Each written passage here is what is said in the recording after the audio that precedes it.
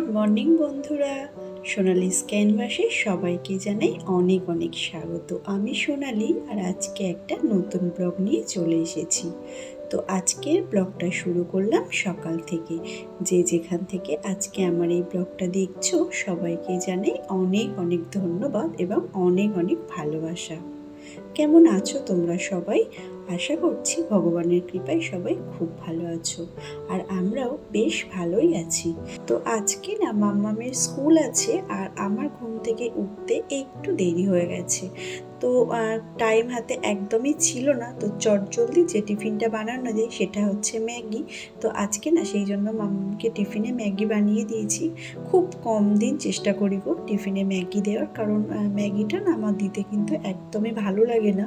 কিন্তু সত্যি বলতে আজকে না একদমই কিছু করার ছিল না, এতটাই দেরি হয়ে গেছিলো, আর অত কম সময়ের মধ্যে না আর কিছু বানিয়ে উঠতে পারতাম না। তো যাই হোক, এই দেখো মাম্মাম ওর পাপার সাথে স্কুলে বেরিয়ে গেছে, আর তোমরা দেখতেই পেলে আকাশের অবস্থা আজকে ঠিক কেমন। তো এই দেখো মাম্মাম জাস্ট বেরিয়ে গেল, আর সঙ্গে সঙ্গে না বৃষ্টি নেমে গেল। আর এইদিকে দেখো আমাদের নতুন সদস্যগুলো কি সুন্দর বৃষ্টির মধ্যে খেলা করছে। তো মাম্মাম বেরিয়ে যাওয়ার পর আমি খুব তাড়াতাড়ি হাতের কাজগুলো সেরে নিচ্ছিলাম, কারণ বুঝতেই পারছো বৃষ্টির মধ্যে আবার মাম্মামকে আনতে যেতে হবে। আর দেখো আমি কাজগুলো করছিলাম, আর আমার মনটা না ভীষণই খারাপ লাগছিল, কারণ মাম্মাম জাস্ট বেরিয়ে গেছে আর সঙ্গে সঙ্গেই না বৃষ্টিটা নেমেছে। যদি সকাল থেকে একটু বৃষ্টি হতো তাহলে হয়তো মাম্মামকে পাঠাতাম না। আর যেহেতু কালকে ও স্কুলে যায়নি, তো সেই জন্যই আজকে পাঠালাম। আর আমি দেখো কাজ করতে করতে না বারবার বাইরের দিকে তাকাচ্ছিলাম যে কখন বৃষ্টিটা থামবে আর কিভাবে আজকে মাম্মামকে নিয়ে আমি বাড়িতে আসব। খারাপ এই জন্য বেশি লাগছিল কারণ মাম্মাম না আজকে একদমই স্কুলে যেতে চাইছিল না, যেহেতু একটু ঠান্ডা ঠান্ডা ওয়েদার, আর ও না সকালে মানে উঠতেই চাইছিল না। আমি একটু জোর করেই ওকে আজকে স্কুলে পাঠিয়েছি, তো সেই জন্যই খারাপ লাগাটা একটু বেশিই ছিল। আর তাছাড়া কি বলতো, আমি যেহেতু মাম্মামকে নিয়ে টোটোতে করেই ফিরবো, তো অবভিয়াসলি বৃষ্টি হলে ও তো ভিজে যাবেই, আর ভিজে গেলেই না ওর ঠান্ডা লেগে যাবে, আবার জ্বর আসতেও পারে। আর বেশ কিছুদিন আগে মাম্মামের জ্বর এসেছিল, তো তখন মেয়ে বেশ অনেক দিন ভুগেছিল, 3-4 দিন মতো জ্বর ছিল। তাছাড়াও গলাতেও প্রচণ্ড ব্যথা ছিল, কারণ গলার মধ্যে না ঘা বেরিয়েছিল। তো একদমই কিছুই খেতে পাচ্ছিল না, মাম্মাম ভীষণ কষ্ট পেয়েছিল। তো সেই জন্যই আরও টেনশনটা বেশি করে হচ্ছিল, যাতে বৃষ্টিটা একটু থামলে ওকে আমি নিয়ে আসতে পারি। তো যাই হোক, ভগবান হয়তো আমার মনের কথা শুনতে পেয়েছে। এখন দেখো বৃষ্টিটা একটু থেমে গিয়ে রোদ উঠেছে। তো জানি না, যেহেতু বর্ষাকালের আকাশ যখন তখন মানে বৃষ্টি নামতে পারে, তো সেই জন্য খুব তাড়াহুড়ো করছিলাম যাতে একদম টাইমের একটু আগে হলেও পৌঁছাতে পারি, আর একদম নির্দিষ্ট টাইমেই মাম্মামকে মানে বৃষ্টি আসার আগে নিয়ে বাড়ি ফিরতে পারি। তো যাই হোক, আমাদের সাথে গল্প করতে করতে বেশ কিছু কাজ আগিয়ে নিয়েছি, বাইরের যা যা কাজ ছিল সমস্ত কাজ গুছিয়ে নিয়েছি, আর এখন দেখো চলে এসেছি ঘরে। তো এখন দেখো পেটটা সুন্দর করে গুছিয়ে নিচ্ছি, আর মশারিটা এরকম সুন্দর করে ভাঁজ করে না নিলে না আমার কিন্তু একদমই ভালো লাগে না। আর আজকে না রান্নার খুব বেশি তাড়াহুড়ো কিছু নেই, কারণ কি বলতো, হাজব্যান্ড অফিসে বেরিয়ে গেছে, কারণ ওর না আজকে একটু সকালেই মানে কিছু দরকার ছিল। তো ও সেই জন্য একসাথে মানে ভাত গুছিয়ে দিয়েছি, ও মাম্মামকে স্কুলে ড্রপ করে দিয়ে তারপরে অফিসে বেরিয়ে যাবে। তো সেই জন্য রান্নার আর খুব একটা তাড়াহুড়ো নেই। আর তাছাড়া আজকে না আমার আর মাম্মাম দুজনের মতনই রান্না করে নেব, কারণ শাশুড়ি মায়ের একটা নিমন্ত্রণ আছে। একটা দাদার মা মারা গেছে, তো সেই জন্য বাড়ির মানে সমস্ত আমাদের পাড়াতে বয়স্ক মানুষদেরকেই নিমন্ত্রণ করেছিল। তো সেই জন্য আমি আর মাম্মাম যাব না, তো আমার আর মেয়ের জন্য একটু রান্না করে নেব। তো এই দেখো আমার বেডটা খুব সুন্দরভাবে গুছানো হয়ে গেছে। যে কোনো জিনিস, সেটা বেড বলো বা অন্য কিছু বলো, যদি সুন্দর পরিপাটিভাবে গুছিয়ে রাখা যায় খুব সুন্দর দেখতে লাগে, তাই না বলো?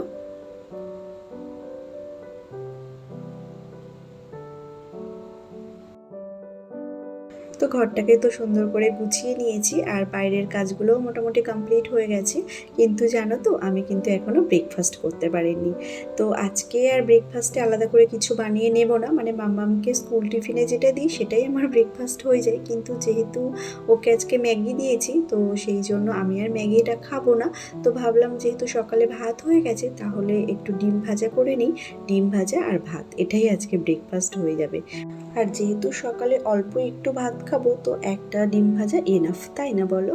তো মাঝে মধ্যেই যখন আলাদা করে কিছু বানানো হয় না আমার কিন্তু এইভাবে ডিম ভাজা আর ভাত খেয়ে নিতে বেশ ভালোই লাগে। তো এই দেখো আমার ব্রেকফাস্ট রেডি। তো খাওয়া দাওয়া সেরে এখন চলে এসেছি, মানে রান্না করে নেব। তো 2 পিস মাছ রান্না করে নেব আর বাকিটা ফ্রিজের মধ্যে রেখে দেবো, যেহেতু বললাম মাম্মা মানে পাশের বাড়িতে নিমন্ত্রণে যাবে। আমার আবার জানো তো এই শ্রাদ্ধ বাড়ির নিমন্ত্রণ খেতে কিন্তু একদমই ভালো লাগে না। হ্যাঁ, তোমরা হয়তো মনে করতেই পারো তাহলে কি আমি কোনো শ্রাদ্ধ বাড়িতে যাই না? হ্যাঁ যাই গো, ওই একদম একান্ত মানে যেগুলো নিজের না গেলেই নয়, যেমন কিছুদিন আগে আমার দিদা মারা গেছে, যেখানে না গেলেই নয়। তো সেরকম শ্রাদ্ধ বাড়িতে যাই, তাছাড়া মানে অন্য শ্রাদ্ধ বাড়িতে যেতে না আমার কিন্তু একদমই ভালো লাগে না। জানো তো আমি যখন প্রথম বিয়ে করে এই বাড়িতে আসি তখন না আমি একদমই রান্না করতে পারতাম না। ইভেন বলতে পারো আমি মাছটাও মানে কড়াইয়ের মধ্যে ছাড়তে না ভীষণ ভয় পেতাম। কিন্তু এখন দেখো আস্তে আস্তে সব কিছুই শিখে গেছি। ওই যে বলে না মানুষ চাইলে মানুষ সবই পারে। তো আস্তে আস্তে সময় পরিস্থিতি না পারা সমস্ত কাজগুলো কিন্তু আস্তে আস্তে আমাকে শিখিয়ে দিয়েছে। বিয়ের আগে না তেমনভাবে রান্না মানে করতে হতো না, যেহেতু আমার দিদি আছে তো মায়ের তেমন কিছু প্রবলেম হলে দিদি সব কিছু করতো। আর তাছাড়া আমি যেহেতু পড়াশোনা করতাম খুব বেশি সময়ও পেতাম না। হ্যাঁ তোমরা হয়তো ভাবতেই পারো যে যারা পড়াশোনা করে তারা কি রান্না করে না, অবভিয়াসলি করে। কিন্তু আমার সেইভাবে মানে প্রয়োজন পড়তো না, তো সেই জন্য মানে রান্নাবান্না করতাম না। কিন্তু জানো তো এখন একটা রান্নার প্রতি আলাদা ভালোবাসা তৈরি হয়েছে, মাঝে মধ্যেই ভালো লাগে বিভিন্ন ধরনের রান্না করতে আর রান্না করে সবাইকে খাওয়াতে। তো এই দেখো আমার রান্নাটা কমপ্লিট হয়ে গেছে। তো অন্য আর কিছু করব না, যেহেতু দুজনে খাবো তো সেই জন্য একটু মাছের ঝোল করে নিলাম। আর বাড়িতে এসে না একটু দুধটা গরম করে নেব, আর আম আছে তো আম আর দুধ দিয়েই খেয়ে নেব। তো যাই হোক ঘরের কাজ তো কমপ্লিট হয়ে গেছে, এখন বাইরে যেতে হবে মাম্মামকে স্কুল থেকে আনতে। তো এই দেখো রেডি হয়ে বেরিয়ে পড়েছি। মাম্মাম স্কুলে আসার পর থেকে যেভাবে বৃষ্টি শুরু হয়েছিল ভীষণই টেনশন করছিলাম জানো তো। তো এই দেখো মাম্মামের ছুটি হওয়ার প্রায় 10 মিনিট আগে আমি স্কুলে পৌঁছে গেছি আর মাম্মামের জন্য বসে ওয়েট করছিলাম। তো যাই হোক এখন দেখো মাম্মামকে নিয়ে বাড়ি চলে এসেছি। আর জানো তো ছুটি হওয়ার পর যখন আমরা বেরিয়েছি তখন আবার ঝিরঝির করে একটু বৃষ্টি নেমেছিল। তো আমি তো ভীষণই ভয় পেয়ে গেছিলাম যে কীভাবে মেয়েটাকে নিয়ে বাড়ি ফিরবো।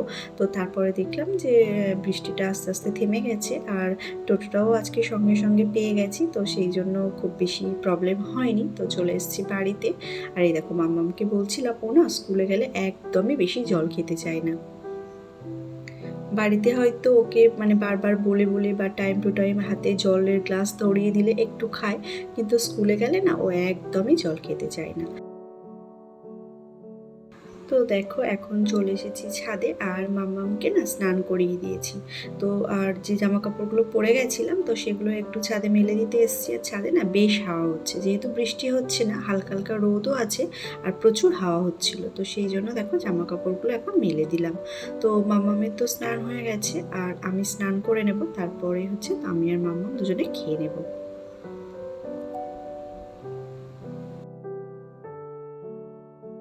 তো আমার স্নান হয়ে গেছে আর এই দেখো এখন একটু দুধটা গরম করে নিচ্ছি আর তার সাথে একটু আম কেটে নেব। তো মাম্মামকে খাওয়ানো হয়ে গেছে আর আমি একটু এই দুধ আর আম দিয়ে খেয়ে নেব। তো আমার এই ধরনের ব্লগগুলো তোমাদের কেমন লাগে সেটা তো আমি জানি না, যদি ভালো লেগে থাকে তো অবশ্যই একটা লাইক দিয়ে দিও আর অবশ্যই কমেন্ট করে জানিও তোমাদের কেমন লাগছে। আর যে সমস্ত বন্ধুরা অলরেডি আমার চ্যানেলটাকে সাবস্ক্রাইব করে দিয়েছো তাদেরকে তো অনেক অনেক ধন্যবাদ। আর যারা এখনও করোনি তাদের যদি ভালো লেগে থাকে তো প্লিজ চ্যানেলটাকে সাবস্ক্রাইব করে দিয়ে আমার পাশে থেকো আরও নতুন নতুন ভিডিও দেখার জন্য।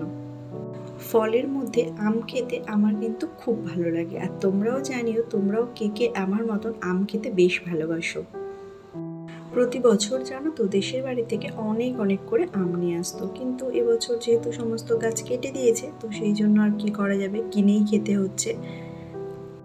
তো এখন সন্ধ্যা হয়ে গেছে, সবাইকে জানাই শুভ সন্ধ্যা। আর সন্ধ্যাবেলা আমি দেখো চলে এসেছি কিচেনে মামামের জন্য একটু খাবার বানাবো। তো আজকে সন্ধ্যাবেলা না মামামকে একটু ওটস বানিয়ে দেবো, আর তার সাথে আমিও একটু চা বানিয়ে নেবো।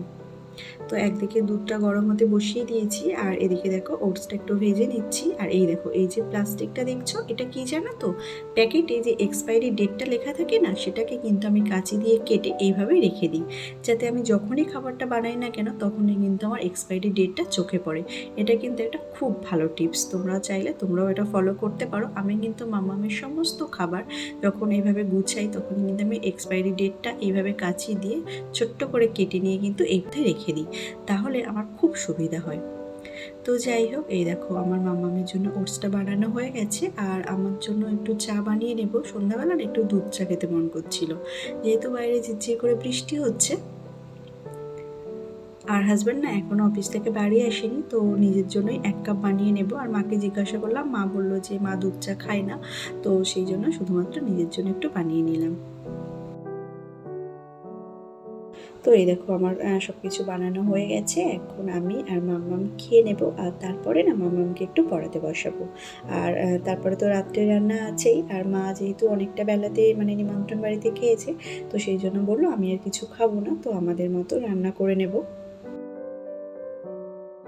তো এই দেখো সন্ধ্যাবেলার খাবারটা খেয়ে আমার মাম্মাম কিন্তু পড়তে বসেছে। জানো তো মাম্মামকে না খুব বেশি কিন্তু বলতে হয় না, এটা না ওর একটা হ্যাবিটে পরিণত হয়েছে। ও সন্ধ্যাবেলা কিছু খেয়ে ও একা থেকেই না পড়তে বসে যায়। আর এখন যেহেতু পার্টে হোমওয়ার্ক দেয়, তো অবভিয়াসলি তো হোমওয়ার্কটা করতেই হবে। তো যাই হোক মাম্মাম পড়ছিল, আর তখন না হাজব্যান্ড বাড়ি এসছে। এখন ওই ঘড়ির কাঁটাতে 9টা সাড়ে 9টা মতো বাজে। তো আমি সেটাই বলছিলাম, ও তো একটু পরেই ভাত খাবে, তো কেন এখন খাবার নিয়ে এসছো। তো যাই হোক মিয়ামর থেকে ওর জন্য একটা ভলক্যানো নিয়ে এসছে, তো মেয়ে তো খাবার পেয়ে ভীষণই খুশি। তো চলো আজকের মতো টাটা, সবাই খুব ভালো থেকো, সুস্থ থেকো, আর অবশ্যই নিজেদের খেয়াল রেখো। দেখা হবে আরও একটা নতুন ব্লগের সাথে। Thanks for watching.